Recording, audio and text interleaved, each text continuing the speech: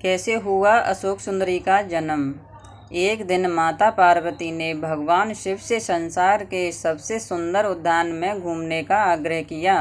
अपनी पत्नी की इच्छा पूर्ति के लिए भगवान शिव उन्हें नंदनवन ले गए, जहां माता पार्वती को कल्प वृक्ष नामक एक पेड़ से लगाव हो गया।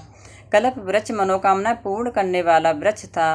अंत माता उसे अपने साथ कैलाश ले आईं और एक उद्यान में स्थापित किया। एक दिन माता अकेले ही अपने उद्यान में सैर कर रही थीं, क्योंकि भगवान भोलेनाथ अपने ध्यान में लीन थे। माता को अकेलापन महसूस होने लगा, इसलिए अपना अकेलापन दूर करने के लिए उन्होंने एक पुत्री की इच्छा व्यक्त की।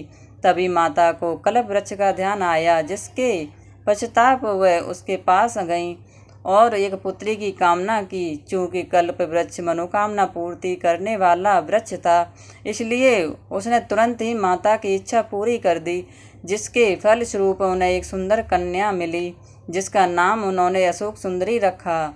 उसे सुंदरी इसलिए कहा गया क्योंकि वो बेहद खूबसूरत थी।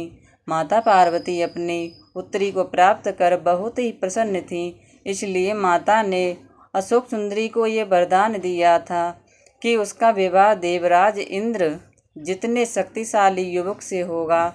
ऐसा माना जाता है कि अशोक सुंदरी का विवाह चंद्रवंशी ययाति के पुत्र नहुष के साथ होना तय था।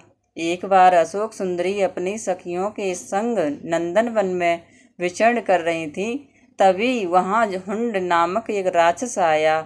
वह अशोक सुंदरी की सुंदरता से इतना मोहित हो गया कि उससे विवाह करने का प्रस्ताव रख दिया। तब अशोक सुंदरी ने उसे भविष्य में उसके पूर्व नियत विवाह के संदर्भ में बताया।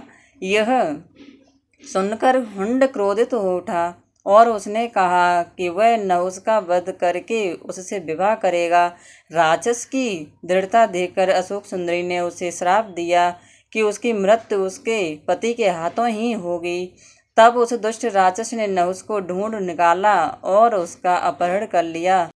जिस समय हुंड ने नहुष को अगवा किया था, उस वक्त वह बालक थे। राक्षस की एक दासी ने किसी तरह राजकुमार को बचाया और ऋषि वशिष्ठ के आश्रम ले आईं, जहां उनका पालन पोषण हुआ। जब राजकुमार बड़े हुए तब उन्होंने हुंड का वध कर दिया, जिसके पश्चाताप माता पार्वती और भोलेनाथ के आशीर्वाद से उनका विवाह अशोक सुंदरी के साथ संपन्न हुआ। बाद में अशोक सुंदरी को ययाति जैसा वीर पुत्र और 100 रूपवान कन्याओं की प्राप्ति हुई।